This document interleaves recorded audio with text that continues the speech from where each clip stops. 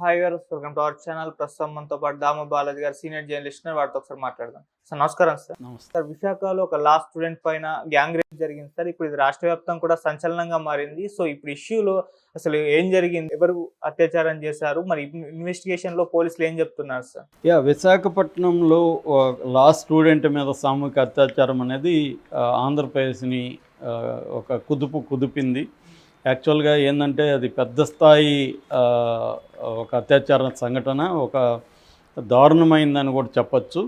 So దాని పూర్వాపరాలు ఏందని మనం చూస్తే, విశాఖలో ఎన్విపి లా కాలేజీలో థర్డ్ ఇయర్ ఒక అమ్మాయి చదువుతుంది. అమ్మాయి బాధితురాలు, తర్వాత మైనర్ కాబట్టి అమ్మాయి ఏజ్ చెప్పొద్దని చెప్తున్నారు కాబట్టి మనం పేరు చెప్పట్లేదు. అతని పేరు వంశీ. సో వంశీ, ఈ అమ్మాయి ఇద్దరు ప్రేమించుకున్నారు. తర్వాత వంశీ పెళ్లి చేసుకుంటానని చెప్పి ఆగస్టు 10వ తేదీన కంబాలకొండకు తీసుకెళ్ళాడు. అక్కడ ఆ అమ్మాయిని బలవంతంగా లైంగికంగా కలిశాడు. ఆ అమ్మాయి కూడా పెళ్లి చేసుకుంటాడని నమ్మి అతనితో కలిసింది. దాని తర్వాత అదే నెల ఆగస్టులోనే 13వ తేదీ డాబా గార్డెన్లో తన ఫ్రెండ్ రూమ్ ఉంది, అక్కడికి కలుద్దామని చెప్పి తీసుకెళ్ళాడు. అమ్మాయి అక్కడికి వెళ్ళింది.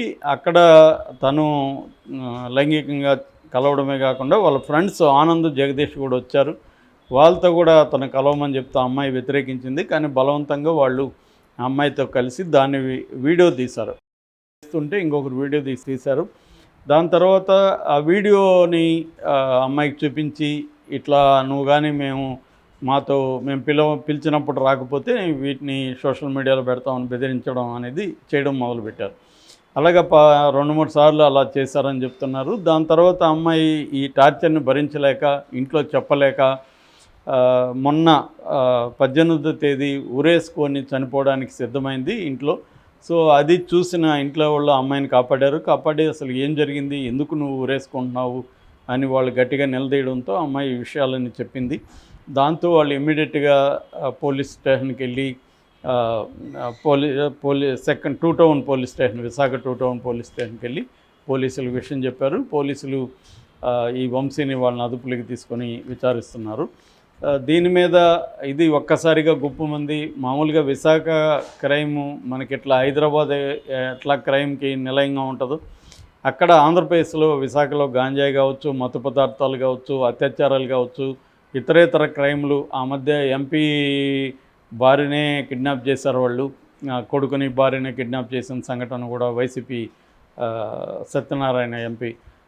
అలాగా మనం అంత ఘోరంగా అక్కడ గ్యాంగులు ఉన్నాయి. ఎందుకంటే ఎప్పుడైనా డెవలప్మెంట్ ఉన్న చోట క్రైమ్ కూడా ఉండడం మనకు కనబడుతుంది.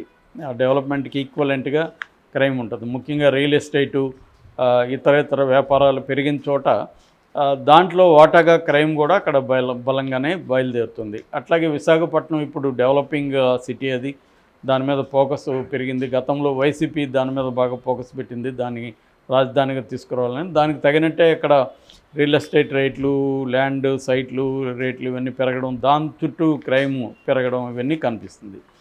సో అట్లాగే అక్కడ ఏంటంటే ఐటీ హబ్ కూడా డెవలప్ అవుతుంది. కాబట్టి ఈ అమ్మాయిల అబ్బాయిల కేంద్రీకరణ కూడా బాగా ఉంటుంది. మనకి ఈవెన్ సోషల్ మీడియాలో తీసుకుంటే కూడా ఆంధ్రప్రదేశ్లో ఎక్కువగా సోషల్ మీడియాలో యాక్టివ్గా ఉండే అమ్మాయిల అబ్బాయిలు విశాఖపట్నం నుంచి కనబడుతూ ఉంటారు.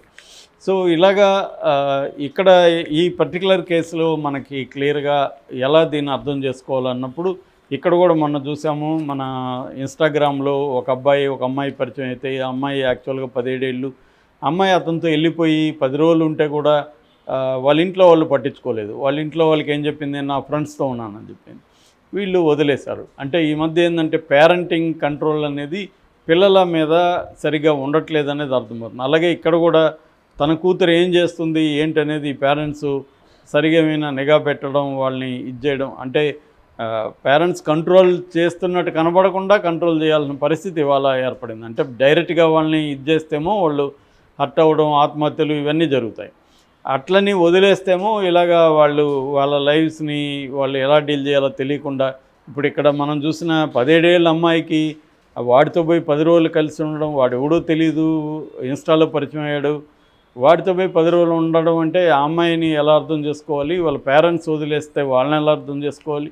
చివరికి ఆ అమ్మాయిని దారుణంగా వాడు చంపేశాడు. ఇప్పుడు ఒక వ్యక్తితో స్నేహం చేసి ఆ వ్యక్తితో కలిసి మనం జీవించాలంటే కొంతకాలమైన ఆ వ్యక్తిని స్టడీ చేయాలి, వాడి బ్యాక్గ్రౌండ్ ఏంటి, వాడి మైండ్ సెట్ ఏంటి, ఇవేవి లేకుండా వెళ్ళిపోతున్నారు. ఇది ఒక అడ్వెంచరస్గా ఉంటుంది, బాగానే ఉంటుంది, కానీ అది దాని ఫలితం చాలా దారుణంగా ఉంటుంది. ఈ అమ్మాయి కూడా ఇక్కడ మనకు అర్థమయ్యేది ఏంటి, ఈ అమ్మాయి లా స్టూడెంటు, 3వ సంవత్సరం చదువుతుంది. అప్పుడే ఎందుకు పెళ్ళిళ్ళు వ్యవహారాలు, కంప్లీట్ చేయొచ్చు కదా, చదువు మీద ఫోకస్ చేయొచ్చు కదా. కానీ అవి చేయట్లేదు, ఎందుకంటే సోషల్ మీడియా వచ్చేసింది, అబ్బాయిలు పరిచయం అయిపోతున్నారు, వాళ్ళు డబ్బులు ఖర్చు పెడతారు, వీళ్ళకి గిఫ్ట్లు కొనిస్తారు, మంచి హోటల్లో భోజనాలు పెట్టిస్తారు, తిప్పుతారు.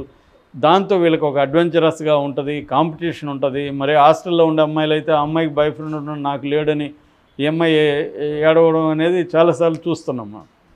వాళ్ళ బాయ్ ఫ్రెండ్ ఉన్న కులుకోవడం, పైగా వాడి కారు ఉన్న బాయ్ ఫ్రెండ్ ఉన్నాడు, నాకు మోటార్ బైక్ ఉన్న బాయ్ ఫ్రెండ్, కంపారిజన్. ఎందుకంటే వాడు కారు ఉంటే వాడు మంచి హోటల్కి తీసుకెళ్తాడు, మంచిగా ఖర్చు పెట్టిస్తాడు, ఐస్ క్రీములు, ఫుడ్డు, సినిమా, ఈ రకమైన లైఫ్కి అలవాటు అయిపోయిన అమ్మాయిలు కూడా ఏం చేస్తున్నారు, దీనివల్ల వచ్చే రిపర్కషన్స్ ఆలోచించకుండా ఇటువంటి అబ్బాయిల ఎరలో పడుతున్నారు. వీళ్ళ అబ్బాయిలు కూడా నా దగ్గరకు వచ్చిందంటే ఇంకొకటి దగ్గరకు కూడా వెళ్తుంది కదా అన్న తక్కువ భావం అమ్మాయి మీదకి వచ్చేస్తుంది. సో వీడు కూడా అదే పద్ధతిలో నా దగ్గర ఉన్నదంటే ఇంకొకటి దగ్గర ఏముంటుంది అన్న పద్ధతిలో వీడు దిగాడు.